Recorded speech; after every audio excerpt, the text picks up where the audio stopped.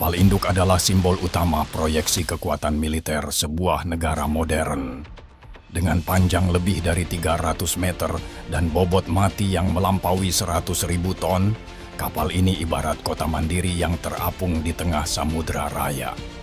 Namun, di balik keperkasaannya, ada kenyataan pahit yang selalu membayangi setiap komandan angkatan laut. Kapal induk adalah target paling berharga sekaligus paling diburu di seluruh penjuru dunia. Dari rudal balistik anti kapal yang melesat dengan kecepatan hypersonik dari daratan jauh, hingga kawanan drone kamikaze murah yang dikendalikan oleh kelompok milisi di selat sempit, seluruh mata musuh selalu tertuju pada koordinat di mana kapal induk berada. Kehilangan satu kapal induk kelas Ford atau Nimitz bukan sekadar kehilangan material bernilai miliaran dolar. Ini adalah pukulan telak bagi citra tak terkalahkan negara adidaya yang mengoperasikannya, meruntuhkan dominasi maritim yang dibangun puluhan tahun, dan memicu krisis kepercayaan publik yang luas. Namun, kapal induk modern tidak pernah beroperasi sendirian. Ia selalu dikelilingi oleh ekosistem pertahanan berlapis yang kompleks dan mematikan.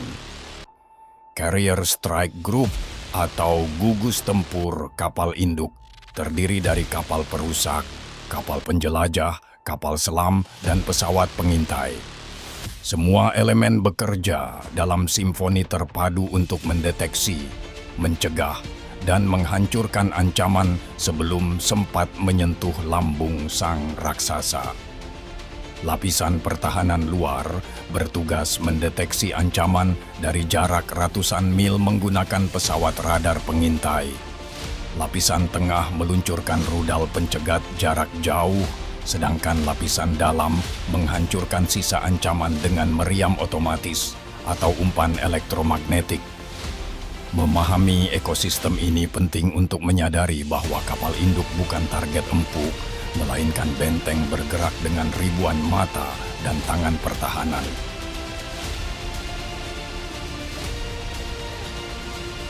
Koordinasi adalah segalanya dalam pertahanan kapal induk. Tanpa koordinasi instan, senjata tercanggih sekalipun tidak efektif menghadapi serangan kilat dari berbagai arah. Disinilah peran sistem tempur Aegis. Dikembangkan oleh Amerika Serikat, sistem ini mengintegrasikan sensor radar, komputer canggih, dan peluncur rudal ke dalam satu jaringan tempur yang mampu membuat keputusan dalam milidetik tanpa intervensi manusia. Radar array bertahap atau phased array radar adalah mata utama Aegis.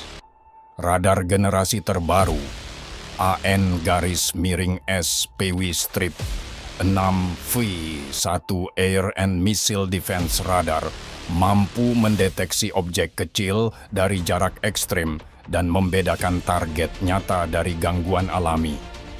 Sistem ini dapat mengidentifikasi rudal hipersonik, pesawat siluman, dan bahkan objek kecil seperti burung sebelum rudal musuh mendekat ke armada. Keunggulan ini memberikan waktu reaksi kritis untuk menyiapkan rudal pencegat seperti SM-2, SM-6, dan SM-3 yang mampu menghancurkan rudal balistik bahkan di luar atmosfer. Dengan kemampuan intercept kinetik dan panduan data nirkabel, kapal induk dapat melindungi diri dari serangan saturasi, yaitu ketika musuh meluncurkan puluhan atau ratusan rudal secara bersamaan untuk membanjiri pertahanan.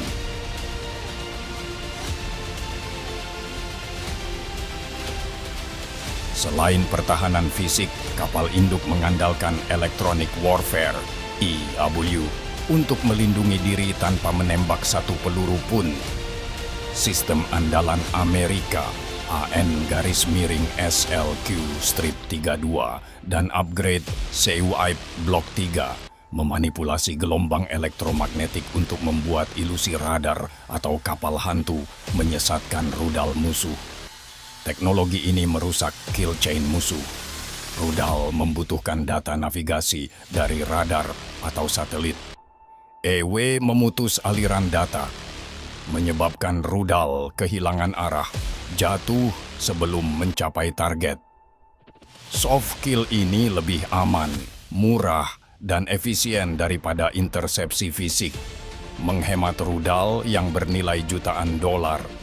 Ancaman bawah air seperti kapal selam diatasi dengan AN-SLQ 25 Nixie. Umpan akustik yang memancarkan suara mirip baling-baling kapal induk. Torpedo musuh akan mengejar umpan, bukan kapal sebenarnya, menjaga kapal tetap aman.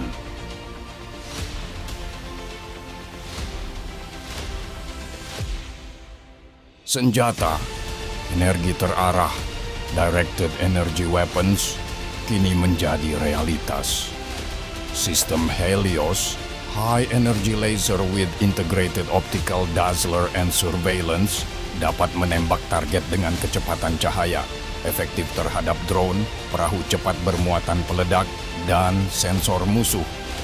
Satu tembakan laser hanya memerlukan biaya listrik sekitar $1 sampai $5, jauh lebih murah dibanding rudal konvensional yang bernilai jutaan dolar. Kecepatan cahaya memastikan zero time of flight. Target hancur segera setelah dikunci sensor optik, tanpa ruang bagi musuh untuk manuver. Namun, penggunaan laser menghasilkan panas ekstrim, sehingga sistem pendingin kapal harus bekerja maksimal agar laser tidak overheat. Kapal induk modern yang ditenagai reaktor nuklir mampu menyediakan daya cukup, tapi manajemen energi tetap krusial agar tidak mengorbankan kecepatan propulsi.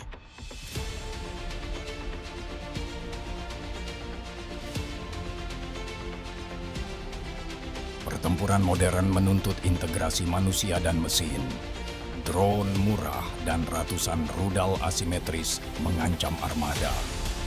Contoh nyata, milisi Houthi di Yaman menggunakan drone Shahed 136 senilai $20.000 untuk mengganggu jalur maritim, memaksa kapal induk menggunakan rudal jutaan dolar sebagai pencegat. Untuk menyeimbangkan biaya, Amerika Serikat mengembangkan drone interceptor Coyote dan jet roadrunner yang bisa digunakan ulang, mengurangi biaya operasional Gista dan meningkatkan fleksibilitas. Meski otomatisasi tinggi, Combat Direction Center (CIDCG-CE) tetap memerlukan manusia untuk pengambilan keputusan akhir. Di ruangan ini, operator menghadapi cognitive overload saat ratusan target bergerak simultan. AI membantu menyaring data, mengidentifikasi ancaman kritis, dan merekomendasikan respons cepat, sementara manusia menekan tombol peluncur akhir.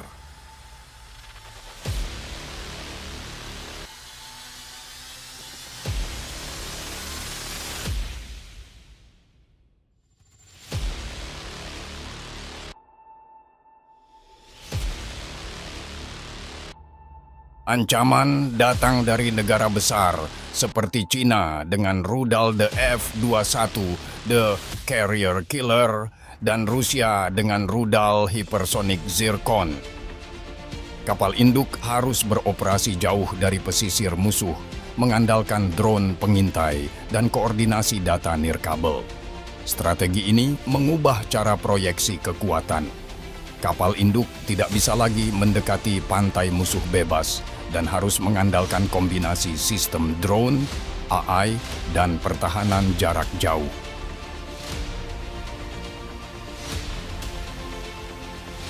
Kapal induk kini bukan sekadar landasan pacu terapung, melainkan pusat komando digital dengan integrasi AI, drone, IAW, dan senjata laser. Dengan kemampuan manufaktur 3 dimensi on-board, kapal dapat memproduksi suhu cadang, drone, dan komponen elektronik tanpa tergantung logistik daratan. Transformasi ini menjadikan kapal induk superkomputer taktis, siap menghadapi ancaman asimetris, drone murah, dan rudal hipersonik. Keberhasilan kapal induk masa depan bergantung pada integrasi digital dan efisiensi biaya. Negara yang lambat mengadopsi teknologi ini menghadapi risiko kapal induk mereka menjadi target empuk di samudra modern.